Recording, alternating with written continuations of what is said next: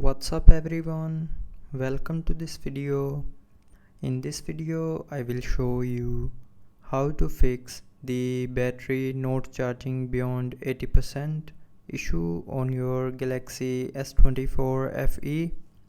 So first of all, open settings.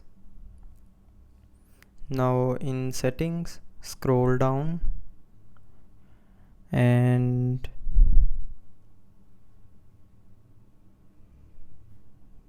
here tap on battery. Now in battery, tap on battery protection, and if you have enabled battery protection and you have set it to maximum, then your battery will not charge above 80%.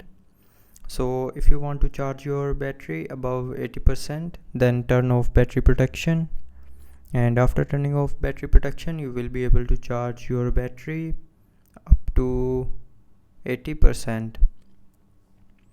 So that's how you can fix the battery not charging beyond 80% in Galaxy S24 FE. So I hope you liked the video. Thanks for watching.